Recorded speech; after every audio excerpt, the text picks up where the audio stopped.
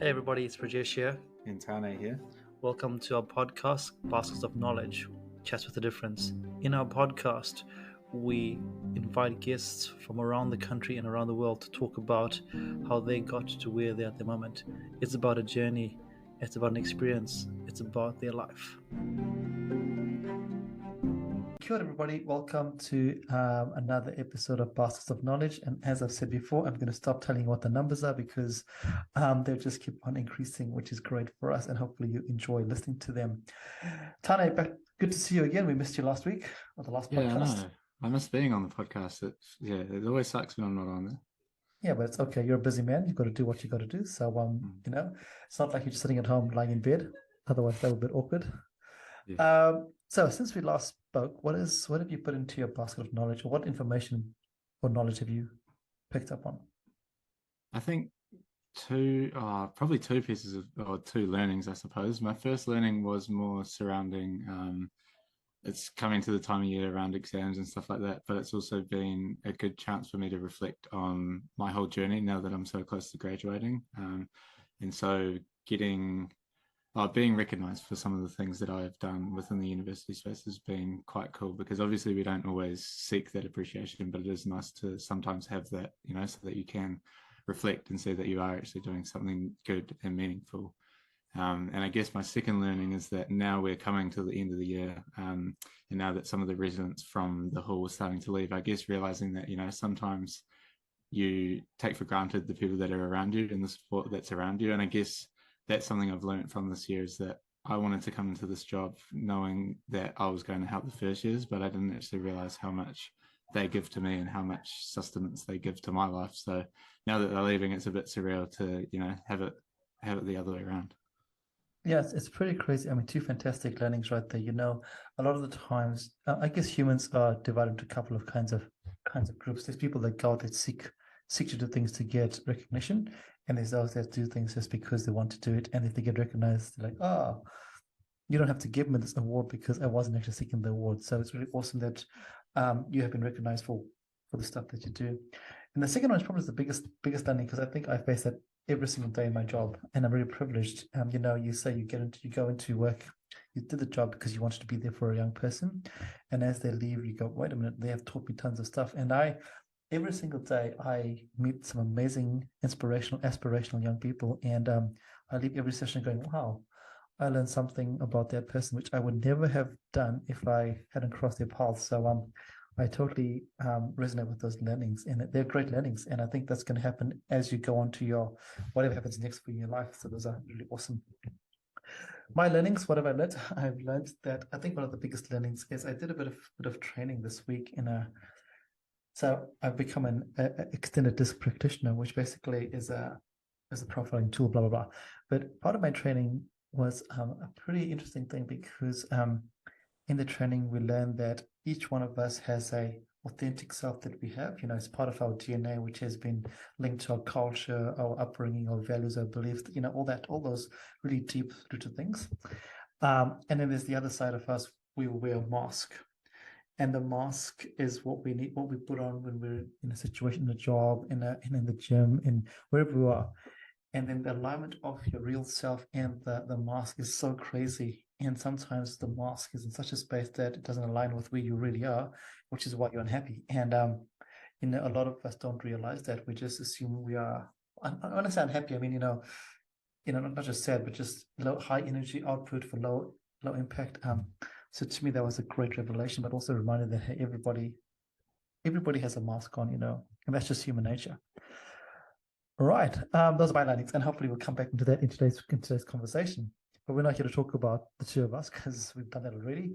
We're here to introduce one of our guests, and as I always say this, we go around the country to find some people that we think are inspirational, just amazing humans, and we've been very lucky over the last. Basically all our shows, we've got some amazing people. And today, I am really honored and privileged to introduce someone that I've known for a very, very long time. And I think it's someone that we're going to hear a lot of cool things from, but also someone that I think is just an amazing person. Welcome to our podcast, Helen. Hi, Rajesh. Hi, Tane. Thank you so much for having me on. Bridget, that was very nice words, but That's the truth, though. It's the truth. And Helen, it could be I could talk about who you are and what you are, but what I'd love you to do is just tell our listeners a little bit about who you are at this point in time, and then we will explore a lot about you. yeah, sure. So, kia ora, ko Helen Hong toku ingoa.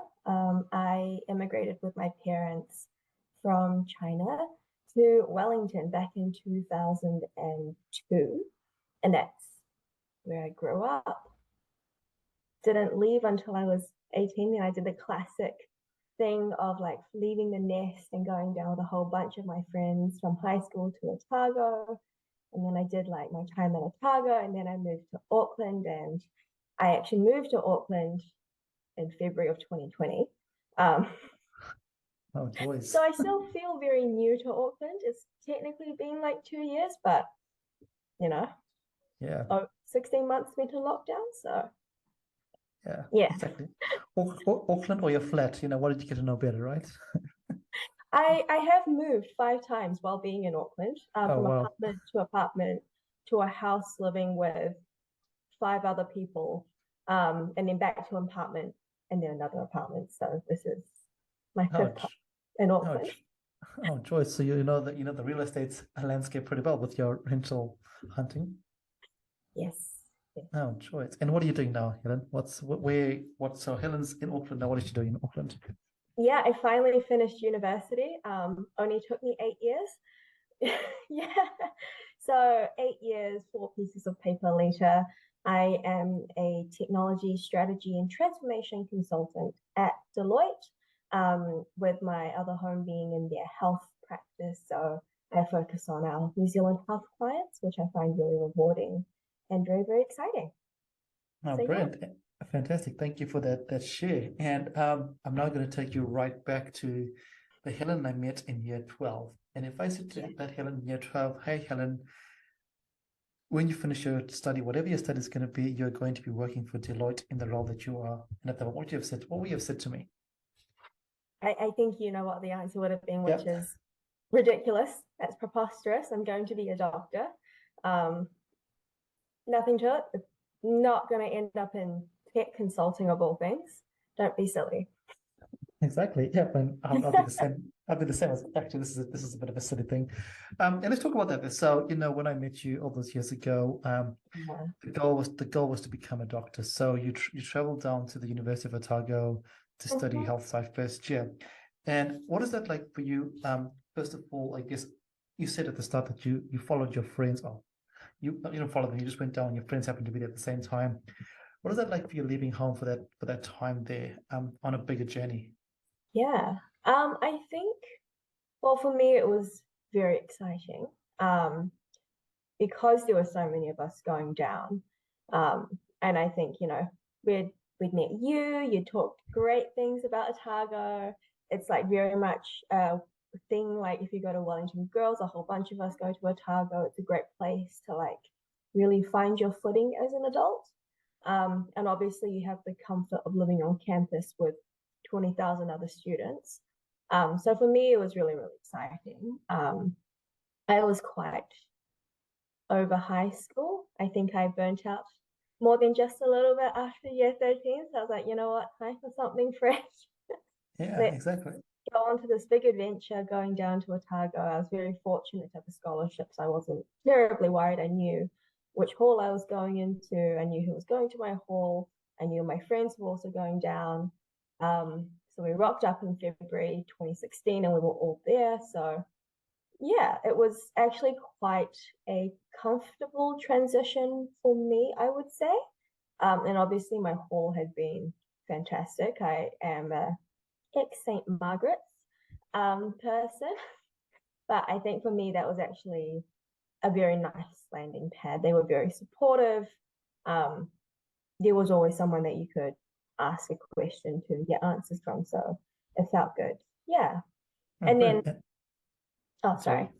Carry on. Sorry. I was gonna say, yeah, and then going into university, that's starting my first year health sci and realizing that med wasn't for me. That's another emotional journey in itself. Yeah, which we'll touch on as well. I think one of the really awesome things here is that you found the transition really smooth, because a lot of young people worry about the transition. And it is a crazy transition for a lot of people. But the Mm. fact that you were ready to move, and the fact that you were, I guess you're comforted by the fact that, hey, you knew where you're going in terms of there were people there, your finances are all sorted, and you were just time to leave. And that makes life so much easier when you transition. Yeah, and I'd also say I was very fortunate that my parents made sure that I was taught a lot of those basic like finances, how to pay bills, how to change your IRD address, and like all those things that you kind of don't really get taught how to do in high school, but you have to figure out as an adult. My parents were really good about making sure I knew everything that I had to do. Um, so I had that like nice foundation to really lean on. So I had all that reassurance with me. And I think my advice would be for any high school kid, just be like, talk to parents. There's a lot of great online resources now. Like it's definitely not what it was 8, 9 years ago. Yeah. Um, there's resources for everything these days, and doing the prep in advance does help. So you It, can it, enjoy your first week in Otago and not have to worry about all those. Exactly, and it's quite timely. I think this is for anyone that's going to any tertiary next year. That, hey, the tertiary process is simple in terms of everything is there in front of you, but it's the life stuff. The life stuff, like Helen said, how do you make sure you're paying your bills? How do you make sure your bank account is all sorted, your IRD, but also things like how to use a washing machine, how to use a dryer, how to actually buy the correct rice or whatever you enjoy. Yeah. I have a funny story. I think the person listening will know who I'm talking about. There's a one young person I know who moved from home, and they had to call their mum basically all the time. They were at the supermarket to say, "Hey, mum, what should I buy? What do I need to buy?" And it sounds funny at the moment, but because they didn't know, and that's not their fault. You don't know what you don't know. And when you're living at home with your family, your whānau, and mum and dad does everything for you, this is the time when you go, actually, I have no idea what's going on. Yeah. So yeah, Yeah. that's a great learning right there. So now let's talk about this lovely. So I want to be a doctor. This is Helen, who wants to be a doctor. She enters health sci first year. Mhm. What is that like for you as you enter with all these other young aspirational people that all want to be doctors or dentists or those professions? Yeah. I guess for me, one thing I do know is that if I don't love it, I can't do it. And it's an absolute chore to try and get myself to do it. Um, what that turned into was basically I had my first week of lectures and I realized I really just didn't vibe with anatomy and physiology. So hugs 191, not for me. Um, and I Uh, think from that, like a couple of weeks later, I was like, okay, this med thing's not going to work out if I don't enjoy human body systems at all. Um, and thankfully, I guess we had done a few different competitions, academic competitions. How nerdy does that sound? In high school, and I did really enjoy biochemistry, and so I was like, you know what, don't have to do med. That took a few tears. Um, yes. Yeah, and but because I guess your yeah, identity was tied around being at that point in yes, time. Identity was, I'm going to be a doctor at this point in yeah, time. So yeah. I'd yeah, wanted to be a doctor since I was 8 years old. yeah, That had been like my driving force to university. And then all of a sudden, 2 weeks in, I was like, oh no. So it doesn't look like it's gonna be my thing. yeah. Um, but thankfully I had previously liked biochemistry. And I'd done like the NZ Bio Olympiad in high school, and I was like, yeah, this bio textbook that we'd use in there was the textbook that we were using in Biochem 191. And I was like, yeah, like I really like this cancer research. Yeah. Sure. Pivot right then. I was like, done deal. That's it. I'm going to do cancer research. Um, yeah. So And after first year health science, I pursued the whole like Bachelor of Biomedical Science pathway instead. yeah, and I love what you said, because it really dovetails into what I said right at the start about how we have our natural inclination of who we are and our mask. And you could have just played this mask of I want to be a doctor, And as you said, rightly, so if you don't love it, you won't do it. Now, there's a lot of people out there that don't love stuff, but they do it because they have to, something that they're married to their identity that this is what they were going to do. And so it takes a lot of energy, and you said a lot of tears for you to go, actually, this is not aligning with this. So see you later. I'm going to go down to this here. I will say though, I have always had, and this still carries true to this day, my main driver for whichever field or career path I pursued was focused on basically health and health outcomes for people. So really like interested in jobs that had an impact on people's lives through the health lens. And that has basically been what I fell back to every time I had a career crisis. Oh, brilliant. And that's so awesome, because you think about what your why is. Like Simon Sinek says, is what is your why? And your why is basically this health thing. But a lot of us don't realize that the health thing doesn't. You don't have to be a doctor. You can work in the health sphere or in any sphere in any way. It doesn't have to be a particular vocation. Tanya, well, you would have seen that now as your young people are now about to leave, and some of them are definitely not going to be doctors after they've got their grades, and they would be so detached from that expectation now, and there would have been some tears you would have seen halfway through the year. Yeah, for sure, which is gutting, because they portray their whole journey as that's what they're here for, that's the reason they're here. It's not about the, like, obviously, yes, it's about the friends and the experience, but at the end of the day, they think that's the be all end all. And so it's about reframing that to say, hey, what is it about these professions that you actually like? Are there other subjects that you're enjoying? Are there papers that you are interested in taking? Because my advice always is, it's better to try it early on in your degree than get to the end and say, what's this piece of paper for? Because you don't want to do 3 years of stuff you don't really enjoy just for the sake of doing it. And it's hard when you're 17, 18 and you've got teachers or parents or other factors that are saying, no, you need to do this. This is the only pathway you can take. And unfortunately, that's the message that we have to change in the current climate. Yeah, I think that's an expectation, or sometimes a cultural expectation, a narrative that's out there that if you go to university, you need to do X, Y, Z. But anyway, so we come back to Helen. Helen now has decided she's doing biochemistry under the Bachelor of Biomedical Sciences. Now, in this pivot as well, you started finding out a bit more about yourself. You got started getting involved in different things. What are the kind of associations that you got involved in that actually, if you think back, actually started shifting the way you focused in your worlds? Yeah, I would say a really big one. So this is like second and third year of undergrad. Really, two organizations had a really big impact on me. So I think at the time it was called ATOM, it was basically like a science student interest group. Towards the end of the year, I'd been on the committee, and we'd gone, what do we actually want to do next year?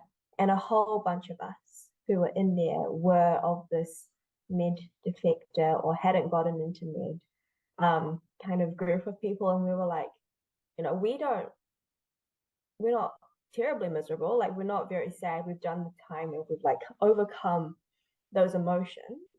How can we actually help those in first year going through that kind of decision making process, going through all of the outcomes and either meeting or not meeting their own personal expectations for where their career is going to go? How can we support them into more science focused careers, and actually show them that medicine is amazing, our doctors and our nurses are crucial for our healthcare system, but there is a simple fact that you've got a limited cohort and not everyone who wants to get into med is going to get into med. So how can we help those students go into second year feeling better, having a home to come to, having a student organization that supports them, gives them social events, help them connect with each other, so that they enjoy the university experience more and so that they get exposed to those careers in STEM or STEM adjacent fields post-graduation that gives them an idea of where they can go. So what happened from that was ATOM became SOSA, so Science at Otago Student Association. I think it still exists. We love these acronyms. We're going to go with acronyms, right? Yeah, we'll confirm with you now that later, team. Yeah, but at the time, once SOSA became a thing, we held the first like huge science student ball, I think, of the time. $18,000 budget. We had like 200 something people attend. It was amazing, fantastic. That was one of my first experiences in like event management and like marketing. Weird side skills that you develop, but also really important, which I would say is like everything is kind of tied together and fed into future jobs that I've had. And then from SOSA, because I was there and I was part of like the marketing industry engagement team, I was the industry engagement person. There was one person on the team. It was so I met at the time Jackie Tsao. He was a CEO of Chiasma down in Dunedin. And that's probably been like the most pivotal student organization I've been involved with. And so I joined Chiasma end of 2018 and then fully in 2019 as like their marketing person, their marketing manager. And in that role, again, Chiasma is all about connecting science STEM students with the industry. So connecting STEM academia and industry to again really focus on showing STEM students what career paths they've got and supporting them to develop their soft skills that are so necessary for getting a job in the 21st century. Yeah.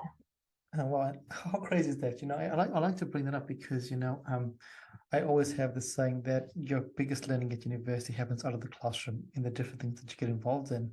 And these are obviously two things that have really stood out for you because science is your jam, and now you're doing marketing. Did you ever think that would be the case? Like, oh, I'd actually be involved in this? Absolutely not. Like it was everything to do with marketing, like social media, content creation. Like at the time, Canva was still quite new, using Canva, figuring out how to get us like a non-profit organization status on Canva so we could get premium for free. Talking to CEOs of businesses around Dunedin and being like, hi, please give us money. We're trying to do good things for science students. Please support us. And then actually going into lectures and trying to connect with students and doing that online and in person as well. And getting that kind of feedback from science students being like, oh my God, this is great. Thank you. Getting that kind of feedback and going like, oh shoot, like this is actually making an impact. And I think that's what really stuck with me. And I stuck with Chiasma. I moved to Auckland and joined the national committee, which oversees all the regional committees set at the universities. And then now even as an alumni, after I left, after 3.5, 4 years at Chiasma, I'm now an alumni. And I've been getting them connected with Deloitte. And that's been so great. We've made a couple of hires through Chiasma, hosted events at Deloitte. We've been going to their like flagship networking events. And I'm now kind of, bring that in and show STEM students another career path because I'm living and breathing that career path. And it's nuts because I never thought going through undergrad that a big 4 firm would hire someone with a science degree. And isn't that crazy how that how you have no idea with life what's going to happen and how things are going to segue and move. And I want to touch on one thing that you mentioned before because no, this is not obvious, but some people have this impression that science students are just introverts and they just want to focus on science and that's it and so on do. But we both know that's not true. But there's an impression out there. So what is it like for you now to go to these science classes at university and go, hey, science people, this other side of life that we want to get involved in? Was there initial apprehension or was it, hey, bring it on because we're missing this in our life? I think like having gone to a few careers events, there's more and more interest in this. Like I think so many people take a BSc, a Bachelor of Health Science, a Bachelor of Biomedical Science, so many people. And you've got your researchers in there, but you've also got a whole bunch of people who've come out of high school, picked a degree because they were interested in this topic in high school and are now kind of searching for it. And you've got a mix of introverts, extroverts, ambiverts. I'm definitely a mix of both. And they're really interested to see. So we send like people from our HealthPod to health careers events at the University of Auckland, for example, we send people who've all come from a science or health, public health background. And talking to these students, they're like, oh my God, like, wait, how do you get into consulting without background? Like, what do you mean? And we're like, well, when it comes to consulting, it's like now it's really, really about, at least for Deloitte, getting a whole bunch of different people, because diversity of thought is so crucial. And when you look at diversity of thought, it comes from diversity of background, and that's background in every aspect. So your academics, your where you grow up, you know, racial, ethnic, everything, gender. And so from the academic perspective, there's been a long tradition of, you know, you've got your tax, your finance, your economists, your business students, your commerce students going into consulting. But now they're going, wait, these science students have all these skills in project management, not formal skills, obviously, but, you know, when you're planning out your science experiment, especially if you go into postgrad research, you're actually doing some pretty good project management. You've got great communication skills from having to do all those presentations. You're an amazing analyst, like research analyst. You're so good at researching. We know where to find information as science students.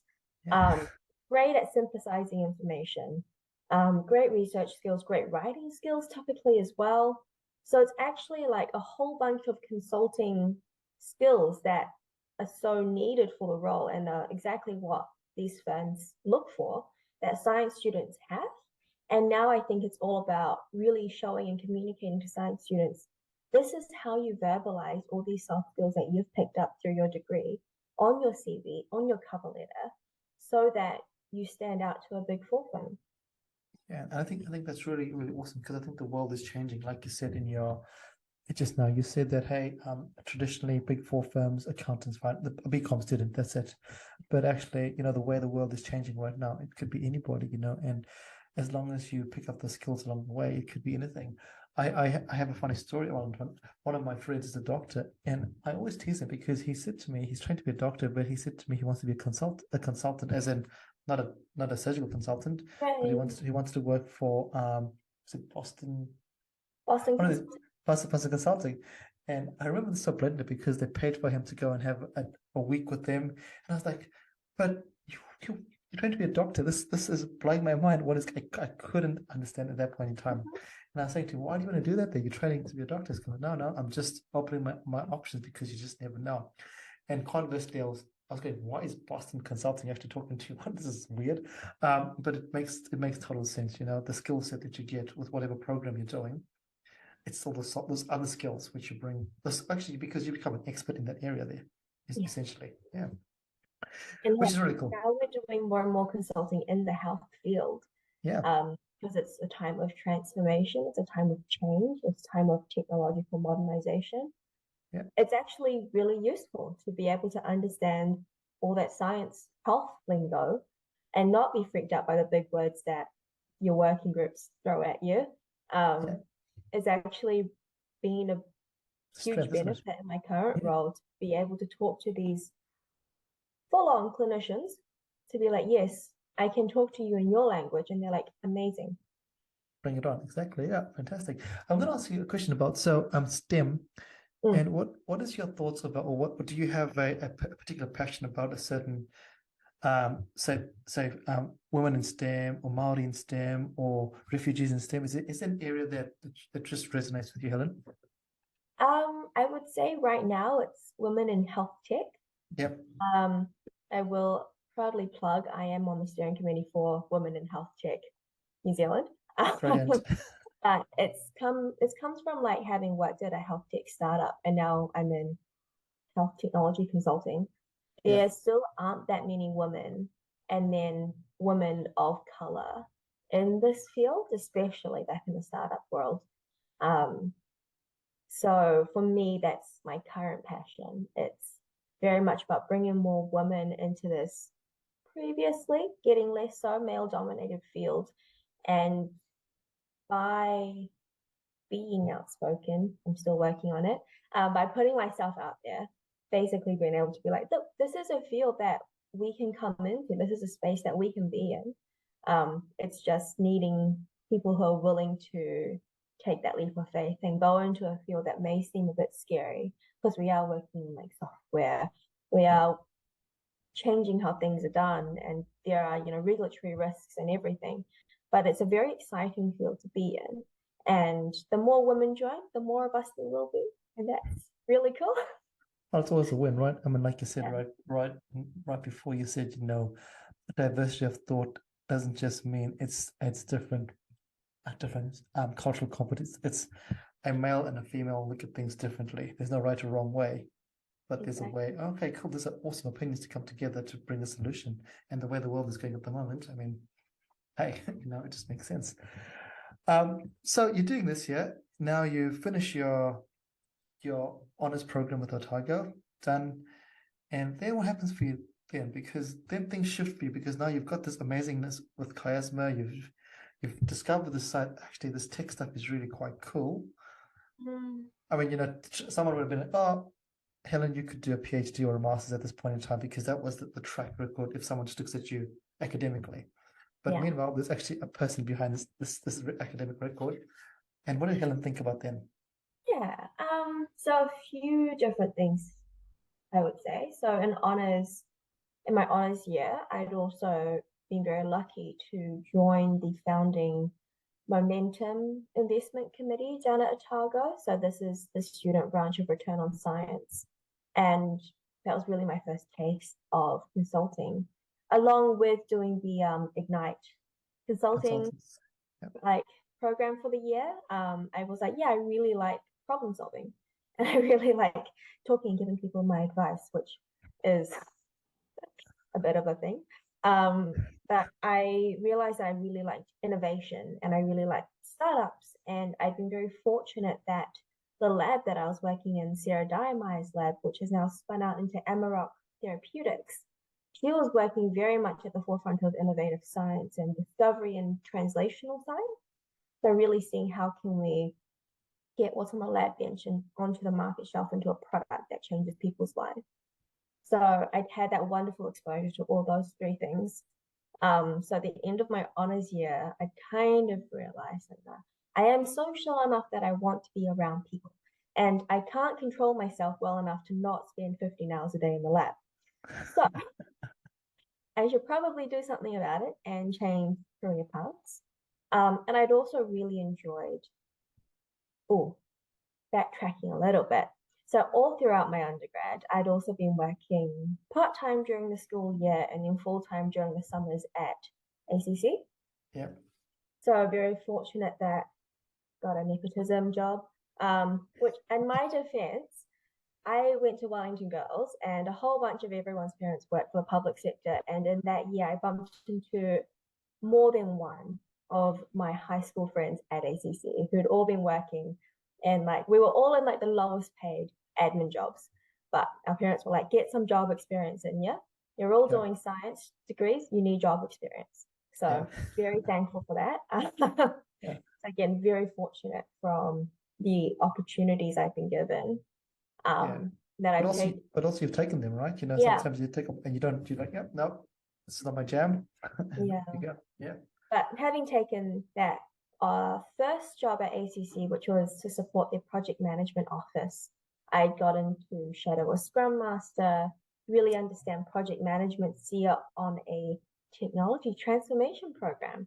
That was my first foray into tech, which again comes in very handy trying to get these current jobs in tech. So got in my first foray into tech, worked in like this project management office support role. Wasn't fancy at all for the first 6 months. I was literally digitizing a room full of paper. Not a flashy job. Yes. But obviously over time, as I proved myself and I asked to pick up more work, I started working more closely with the quality assurance manager. I became a quality assurance analyst and really learned about software and risks and controls and all of those fun software project things. So at the end of my honors, I was like, okay, project management was pretty cool, I quite enjoy that side of things. Um, through momentum, I'd met Andy Schenk, who's the CE of Auckland Uni Services, so the University of Auckland's Technology Transformation Office. The Otago equivalent is Otago Innovation. Had also met Dave Christensen. They were all like, yeah, startup's great. There's a degree up at Auckland called the Master of Bioscience Enterprise. Yeah, I was like, okay. Makes sense. Finished my honors, had Yeah. started doing a R&D internship at Pacific Edge, so commercial R&D. I was like, maybe I'll like commercial research science. Liked it, didn't love it. Had the same issue. I was getting up at 5 and going into the lab because I wanted to.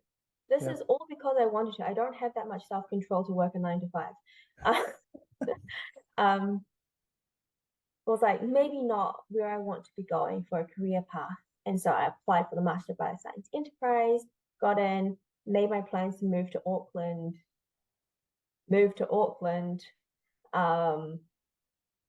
landed in Auckland in February 2020. Thank you, parents, for all those bills paying, apartment hunting skills. Because at the time, the Auckland property market was like, when it was probably at its worst. Yeah. Right? Like prices were super high. I was a poor student. Yeah. It was nuts. I'd been to Auckland only once before, and that was for like wow. So I'd never actually been to Auckland properly. Yeah. We'd always holidayed in the South Island, as Wellingtonians do. So landed in Auckland, no idea, never been to the city before, but oh my God, what a big city for New Zealand. There's this weird kind of thing in my brain where it's like, yeah, we go back to like Shanghai and China, and I'm like, yeah, this is a big city. But then I landed in Auckland, I was like, oh my God, this is a big city. Yeah, because you're living in Wellington, right? Or you've been in Dunedin as well, so it's a whole different paradox, right? Exactly. So that was great. Started my degree, picked up a part-time job in real estate, which is my other passion. I will say my dad was a property developer. So I grew up doing the whole like playing with blueprints and designing houses and having fun in interior design programs and just loving that side of things. And so I was like, yeah, part-time job in real estate, great. COVID hits, lost my job. Yeah. And let's shift away from this progress that Helen has, and let's talk about you're in a new city now. Given that you were in Indonesia for a long time, you're excited, everything's awesome, then lockdown happens. What is that like for you? Because new place, everything's brand new. Yeah. Not great. I was in like a tiny apartment, literally like 4x3 kind of apartment. Oh wow. Like thankfully my flatmate went back home to Hamilton, so I had the house to my apartment, the shoebox to my which meant that I had like a corridor to do some exercise in during COVID. So not great. And I guess also, at this point you're now doing a postgraduate program, which is a whole different beast altogether as opposed to an undergrad, So new city, new program, a high level program, shoebox apartment. What is it like for you as a person, I guess, as a human being? Yeah. So very different postgrad program to an honors in research. This is business and more like the other side of the world, the science world. And I think having to do a program that's designed to be done in person with roundtables and project teams, it was ridiculously challenging. Being stuck in a tiny apartment didn't help. My saving grace, I think, is I had met my current boyfriend at the start of our degree. So we did the same master's program. 2 weeks into having moved to Auckland, I met him for the first time. Wasn't quite head over heels, love at first sight. But we had become pretty good friends, and our first date was actually the day that lockdown was announced. So March 3rd, 2020, around 12 p.m., around 11:30ish, we were on our date having lunch. We find out that COVID lockdown's been announced, and we're like, right. Nice to see you. I guess Great, next day. I guess that could be either a saving grace, or in your case, it was like, oh damn, if it didn't work out well, cool. I've got my Yeah, excuse well, not to see you yeah. again. So it's okay, we're Well, locked no, down. because we were doing the same degree. Oh yeah, oh damn, it's gonna be awkward Yeah, now. All right, yeah, fantastic. So yeah. crazy. So So crazy. said a Hail Mary, we're like, all right, we like talking to each other. Yeah. And I think he took a bit of pity on me, realizing that I was stuck up in Auckland by myself. He's from Auckland, so he was living at home, obviously much more comfortable than my situation. Yes. But taking it all away from the career thing and talking about relationships, oh my God, having 5, 6 weeks, I think, before we were able to like see each other again, where the only thing we could do was talk to each other. We got all of those uncomfortable relationship conversations out of the way. And I highly recommend that for anyone who's dating. Talk about those things that make you uncomfortable. Talk about finances, what you want to do with children, your family plans, your religious background, all of those things, all your deal breakers, because then you figure out if they're a good fit or not. And so we Yeah. got all of that done. We spent about 4 to 5 hours a day talking to wow. each other. Yeah. He still claims to this day that I screwed up his sleep schedule forever, but it takes two to tango. It sure does. He It was sure up does. with me until 3 Okay. a.m. Thank you very much. It could have said, I'm gonna end the call now. Right? He could have done that. He could That's have not talked to me. He could have just been like, I need to go to sleep. It's yeah. 3 a.m. But no, Yeah. we were on that phone call together. So yeah, he basically got me through that first lockdown. Yeah. Because And otherwise I would I have think that's really just important. That's really important because I think in the lockdown, this is when we realized the human contact. And Tana, you went back home for the lockdown, which I think was good for you as well, because there was because you just arrived at university. But basically the same story like Helen. You arrived in Dunedin, and it was time to go back essentially. Yeah, which was imperfect timing because I just got to meet all these new people. Obviously, I knew a few people down here, but majority of them I didn't know, and it was just past that phase of being awkward and having one or two people that you latch on to actually starting to get to know your group and settling down and knowing how classes work, and then we all had to go home, which although I reflect on it as the good thing to do right then and there, and definitely the better thing to do in the long run, I think at the time I was a bit like, well, there goes my chance to make this opportunity or make this journey my own. So yeah, pros and cons of everything. And I guess you went back home to your family, which is different as well compared to Helen, whose family was not in Wellington, sorry, in Auckland.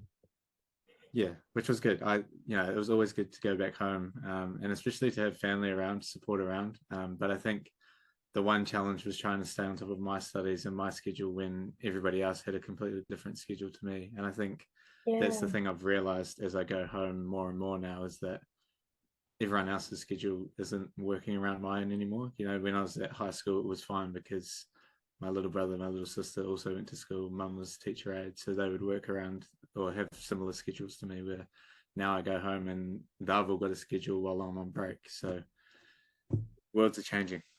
Yeah. How did you find doing your and like almost entire undergrad like remotely? I think it's definitely been challenging. I think my biggest probably accomplishment in terms of that first year was knowing that if I sat down and stuck to the schedule that I was given in that first 2 weeks of lockdown, regardless of whether we were online or not, I knew that I could get through by sticking to that schedule. So that worked really well. But I think what I found in the long term is you don't go to uni for the content, like you can watch it online, but it's not as engaging as actually being there in person. And it's the small things that you miss. It's the walking back from a lecture with your mates and being like, oh, I actually didn't like that lecture, or I really enjoyed that lecture, and finding common struggles and also common interests that you have with the peers around you. And I think that's probably something our cohort has missed a lot, is that, Absolutely. I'm finishing these 3 years and I know most of my peers pretty well, but I don't think we got as many opportunities as other cohorts do to actually connect and bond, over this experience. And I think for like undergrad, that's even more so true than me having doing postgrad. I think in undergrad that's when you are really in a cohort and you're bonding as like people, young adults, your first foray into the adult world and getting that opportunity, right? Yeah, totally. And those are your formative experiences as well. Your formative experiences at university are based on those conversations that you have waiting in line, or when a lecturer makes a mistake in a class or has an amazing experience that you go, wow, this is amazing. Or when someone is lighting up their hand, if they light up their hand on a Zoom call or whatever, who cares? But when lighting up their hand in person, you feel the heat, you hear the sound. It's so, so different. And it's really interesting that you brought that up, Helen, because you never think about that. Everyone just thinks, oh, it's hard for young people because they're not in their rooms, but actually, like Hannah said, it's actually a lot more than that there. And this is a fear that I have, and I think the two of you might also empathize with this. This is the fear I have for the young people coming through. So, Tana, you had your university experience online, a lot of it, but now we're going to have a generation of young people that are coming from school, that the last 3 years, which are the last 3 seniors of school, that have basically been online. So year 11 lockdown, year 12, if you're in Auckland, basically there was another lockdown year. And this year, the disruption with COVID and online learning has just been crazy. So to me, working in my current space, obviously this is going to filter out into all the different spaces, is the cohort that leaves high school this year is going to be, my opinion, it could be totally wrong, the least prepared socially academic to go to whatever the next stage is. And how do you deal with that? That's a whole different world. Yeah, but I guess in your space, their technology is amazing because they are now technologically afraid with the tools that they have been given. Yeah. Else. It's a perception, right? Isn't there? I think it's a very interesting balance. Because while tech is great and we've got all these very tech savvy people coming into the workforce or going to university, what they haven't been given the opportunity to do is develop those in-person social skills.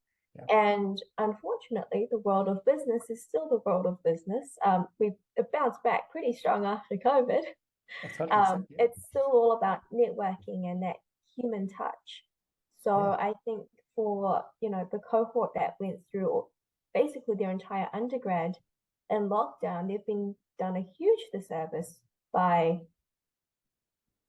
global pandemic, in that they haven't been given those opportunities to connect and figure out all those different social cues. And as they get older, what does that look like going into the workforce? So yeah, I hope that we will have all the support structures in place to support them and to support them to success.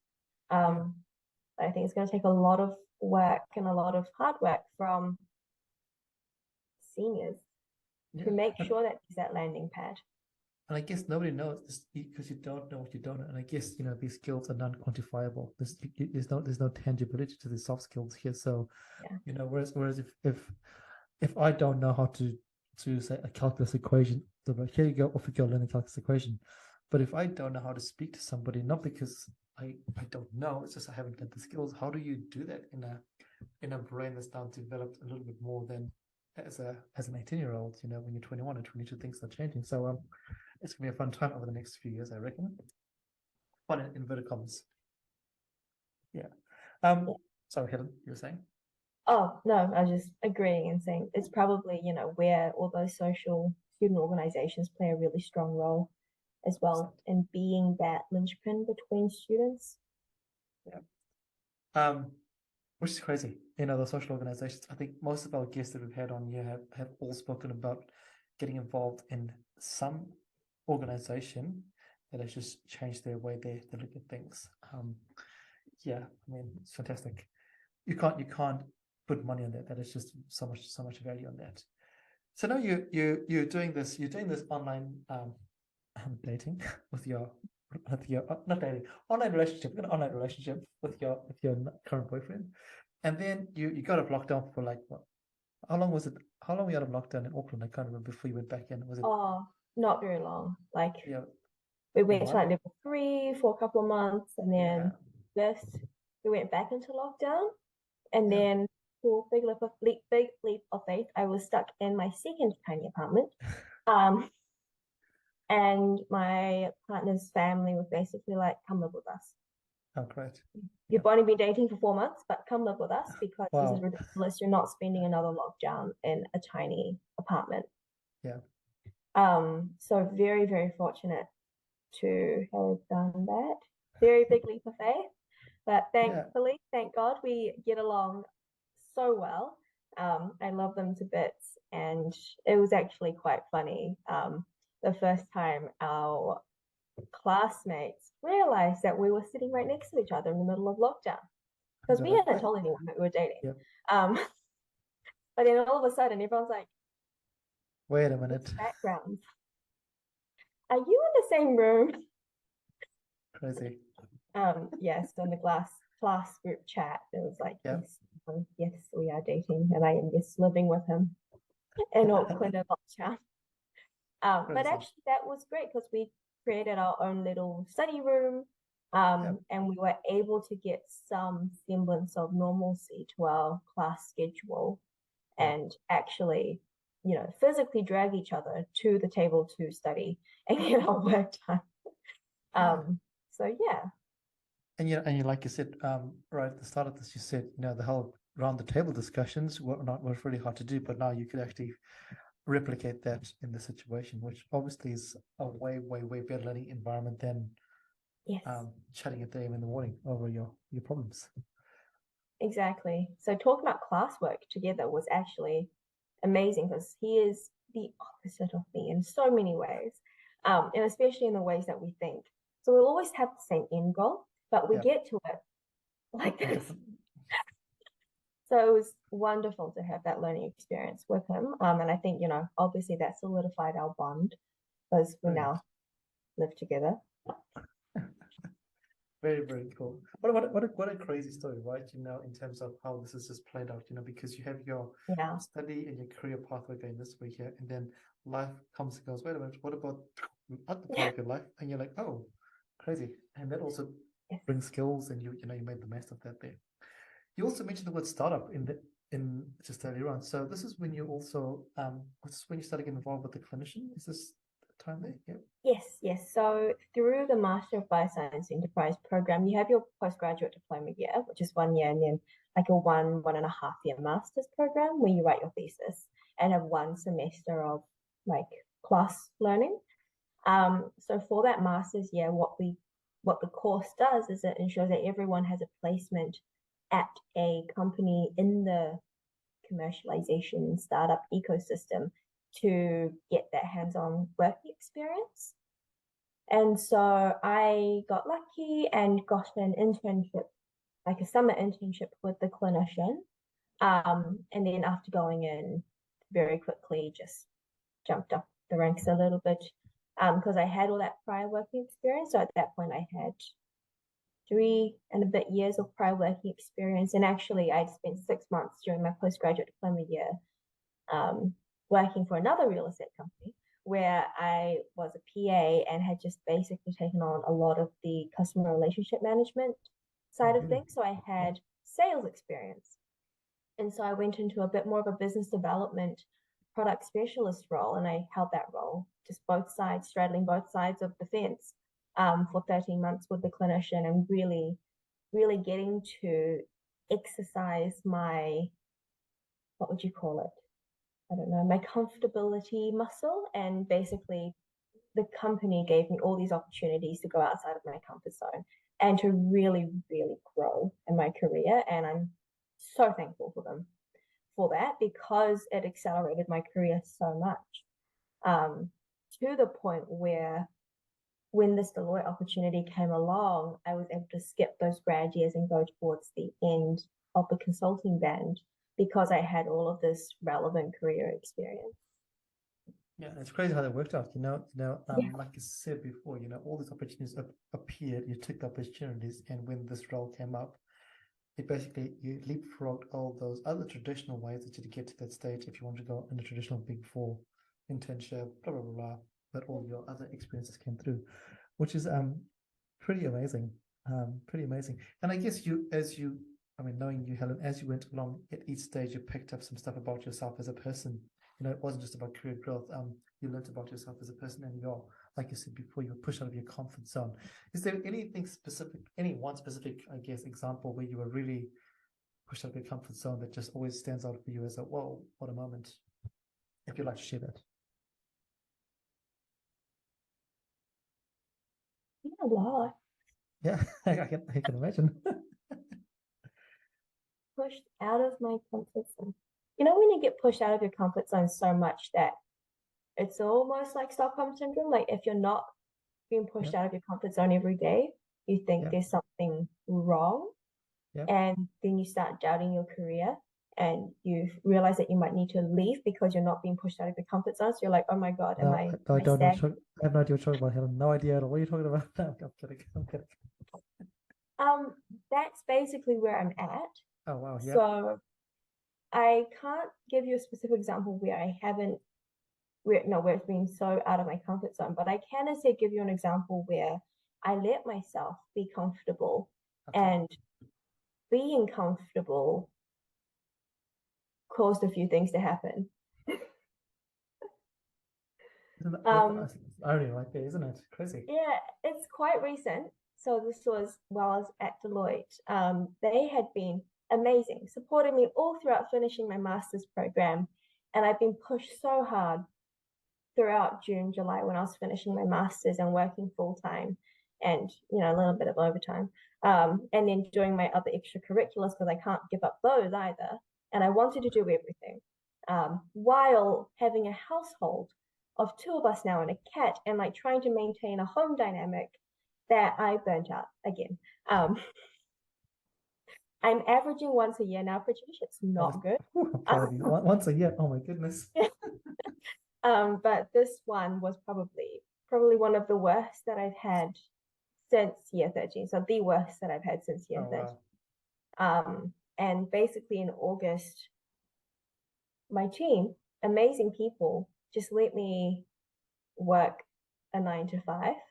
I did my full-time commitment to my clients. I'm fully sold to a client at the moment, which is great because it means I'm supposed to work 40 hours a week and that's it. Yeah. I let myself be comfortable in that role. And then I was like, oh no, I'm comfortable in my role. I should quit my job, which is a really interesting mental loop to get stuck in. Because I got into a really weird space where I was like, I'm comfortable in my job. This is not right. Something's wrong. I need to change this. What do I do when I need to change things and move on? So I almost quit my job. Didn't. Very big learning point. Talk to your coaches and your mentors because they'll pull you out of it. So I ended up talking to Kate Reed, who's partner in charge of health, and I basically broke down to her in the middle of the office in a meeting room, but there were tears during the workday, which is a very interesting place to get to. You're like, I'm crying on a Tuesday at work, it's 12 p.m. What's going on? But basically spilt my heart out to her, and she is an amazing empathetic leader who I look up to so much, and may or may not have been one of the reasons why I was like, yeah, Deloitte, I'm still going, because she was the first person to interview me formally. And I was like, oh, beautiful. She's been someone I've looked up to in the sector for ages. I can't believe she's the one hiring. Oh my God, I fangirled to her in the interview. I did that. I don't know if she appreciated it. I hope she did. You got the job, right? That's all that matters. Hi, Kate, if you're listening. But she's been an amazingly empathetic leader. And through that process, she supported me through it. We looped in my coach, so my career coach, my project coach, the project leader, and basically amazing support system to get me to a point where I'm happy. And so now, like as of like a month ago, so it took a month. Like this whole mental thing happened in the time span of a month and a half. But now I bounced back and I'm loving the job again. So fantastic. Basically, my learning point from this is don't try and solve all of these things by yourself. Like, we're in an amazing time. I'm thankfully at an amazing company with all these wonderful support systems and fantastic people. So for me, it was very much like just get out of my own head and take Yeah. that step to asking for help. And that's a huge thing right now, right? Ask for help. Yeah, totally. Because there are support systems in place now. It's not the early 2000s. It's not before then. You Yes. can ask for help now. Mental health is very much a thing. And I will absolutely plug Deloitte as being an amazing employer who genuinely cares about the mental health of their people. And I think, the big four get a really bad rep for not caring about their people. But I will say that having been at Deloitte, I've only seen care and like genuine dedicated efforts to looking after their people. So I'm very thankful that I had that support system, because otherwise it could have gone, the complete Different story. opposite direction. So, yeah. And I'd be telling you about my new job, which Yeah, working like 60 hours a week, and you're like, yeah, I'm normal now. This is great. 60 hours a week, bring it on. 65, it's all good. I'm really glad that you sought that help. And Tanya, I'm just going to bring you in here because there was a time earlier in was it this year or last year where you felt the same as well. Do you want to talk about that as well?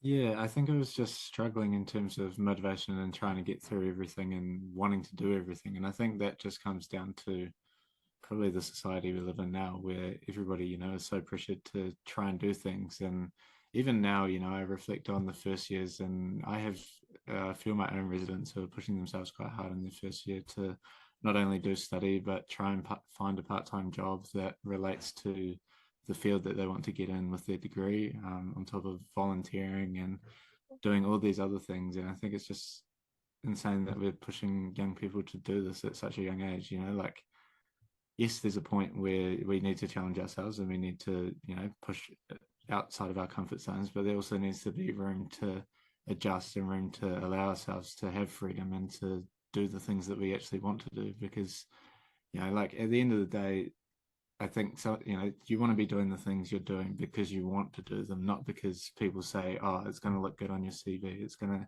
be good when you get an interview, because you're not going to get to that interview if you're constantly burnt out and not enjoying what you're doing. And I think that's where we just, again, have to change the message around why it is we're doing what we're doing. Yeah. And I guess, for you, I mean, I'm speaking on your behalf, but you can always correct me. I think the biggest thing for you was when you picked up rugby league again this year, because that's a passion of yours for a long time, and you just stopped it because everything else you were doing so much in your life that you just put that away. And yeah, do you want to talk about that there? Yeah, picked it up again this year. I haven't played since year 13, because back home it went from under 17 straight to Prems, which is just men's, so any open age, which was quite a big jump, and I wasn't willing to do it at the time. Like, I didn't see the value in it, and I could still play high school rugby with a lot of my friends. So done that, and then came down to Dunedin and just played rugby. Rugby league isn't so big in Dunedin or in the South Island in general, but going back into it this year, I see the reason why I enjoyed it in the first place. And I think it was good to have a break. Like, it was definitely good to have those years away from the sport, but it's definitely good to also go and revisit it. And I think sometimes we have a situation or a circumstance that means we can't do something that we enjoy or something that we love, and we always hold on to that and make that the reason why we continue to not do it. But sometimes, it's just a 1 year thing or a speed bump that will allow you to actually refine that passion. And I think, yeah, that's what we just have to realize in those situations. Yeah, awesome. And I think revisiting is a great way. In your case, you revisited why you went back to the sport. Helen, in your case, you went to actually speak about it and go, this is my situation is, as opposed to just making a decision, I'm quitting my job or I'm not doing it ever again. And I think the revisiting is something that needs to be just normalized, or the reconversation with people that you trust and people that are looking out for you, as opposed to looking out for your next step, because that's a little bit different. exactly. We've been talking for almost 1 hour 50 minutes, I think, which is fantastic. We can keep talking, but I guess, Helen, before we round off, I just want to ask you at this point in time. So you are in this space here. if we go back to the impact that you're having, do you want to just talk about how your impact in the space that you're working in is helping the health sector, I guess. Going back to your passion right from the start was to make an impact in the health sector. Yeah, absolutely. So I would say, my current project, I'm on a technology transformation program right now. We are bringing in some pretty awesome tech to bring a national program into modern age. We're being a part of this whole health sector change, which I think is where I'm scratching that itch, right? Like we are there putting in new systems in place that will support clinicians to do their job better, will support patients and get them a better experience. And it's all about this change from like the old system with our old tools to this new technologically advanced world where healthcare is able to be delivered better, like you experience it better, it's better for the clinicians who are delivering the healthcare. So being in that space is very interesting, and seeing and being able to like stay on the pulse of all these new innovations that are coming in and thinking about how can we bring that in into the New Zealand context and make sure that we as a New Zealand company are doing our part to help improve health outcomes for New Zealanders and especially help improve those equity outcomes for Māori and for Pacifica and for other ethnic groups. How can we bring in innovative technology to support all of this work that's going on? So being a part of that and seeing it from this lens has been actually very rewarding because we interact with clinicians and we interact with patients, but then you see all the machinery that goes on in the background that enables a lot of things. So we're part of the enabling factors, and I quite enjoy that. And that's really cool, because the impact that you have. I sometimes say this to young people. I go to young people, cool, you want to help people. That's amazing. Everybody wants to help people. But when we think about, say, the health sector, I'm just picking the health sector for a second. I'm going to go, you want to be a doctor. That's awesome. That's fantastic. But you need doctors in our lives. But for you sitting here today, if you would think of yourself as a doctor, you're going to help one person. Okay, that's awesome. But if you want to work in the health sector, you could work in public health, but you're going to help a lot of people. So sitting there today, there's no right or wrong decision right here. You know yourself as a person. Which kind of person do you want to be? And people then make a decision based that way. And at the moment, year 12, year 13, I want to be a doctor. That's cool, but still have the thing. Now you go, actually, I'm still having the impact, but it's crazy awesome. And you know what? It's never too late to change. Exactly. Like a lot of my team at Deloitte have masters in public health. Yeah. We've got physiotherapists, we've got nurses, we've got practitioners who've spent years practicing and then have made that change into digital transformation or other consulting service lines. And it's never too late to change. Whatever experience you gather, no matter what field it's in, it's like you're always learning something that's going to be useful for your next job that you can leverage for a career change. So I think that's also a really important thing to keep in mind is like, we've got a health practice now where everyone has some sort of STEM or health background, but we are all in this consulting space because we wanted to change, wanted to be in the health sector in a different way. Like there are so many different cogs that make the wheels of the health sector turn. And as you get exposed to more people, as you get exposed to more jobs, more like organizations, as you progress through your career, you're going to see, oh, there are actually a whole bunch of different roles that you can do in the health sector and still make an impact. Because at the end of the day, if we're in health, we're delivering things to people that end up in hopefully improving outcomes. So yeah, I think that's also a really important thing to keep in mind. Your STEM degree is great. Keep doing it. There are so many career paths ahead of you. Yeah, that's really cool. I like how you said, gone is the time when you had to just do the same thing over and over again. You can change and you might have to do a little bit of retraining, a little bit in some cases no retraining at all. And, you're good. And if you get into a place might get a workplace that actually supports your retraining. So that's really awesome. Absolutely. Yeah. Deloitte supports professional development, and I'm so thankful for that because I have no formal experience, like no formal qualifications in anything that I'm doing right now. I have one now as of yesterday. Yes, you did, exactly. Yeah. Done. Agile. What Agile was it? Agile? Yes, safe Agile, so scaled Agile framework. Well done. Yeah. So like all of those things, companies realize they're there for the people. More and more, I think companies are realizing it's about the people that you have. You can always train someone in the hard skills, but at the end of the day, it's your soft skills, your ability to work in a team, your ability to communicate, problem solve. That's what companies are looking for these days. It's very interesting. I just was listening to a podcast this afternoon as I was walking for a little walk, and one phrase just stuck out for me is the world has changed, and we should look at people should hire for character and train for skill. I was like, that is really cool because everyone's character is sort of different. But if you have the right character, the skill, you'll be able to pick it up and you'll be able to train them for the skill, as you just said just now. It's awesome. Helen, I can keep talking forever and ever, but I think we should round up our podcast. And to round up our podcast, I'm going to ask you a question, which I love this question here. So our podcast is called Baskets of Knowledge, and every week or every episode we invite our guests to give us one piece of knowledge that you'd like people to put into their basket of knowledge, and it could be from anything in your life, it could be anything that's just stood out for you. Or is there anything you'd like to share with us and our listeners? Yeah. Figure out your why. I think that's the most important thing you could do for your career is figure out your why. Not your what, your why. Because at the end of the day, your why is what's going to keep you emotionally, spiritually satiated. And as long as you're in a job that answers your why to an extent, you'll be relatively happy, if not really happy. Yeah, awesome. Exactly.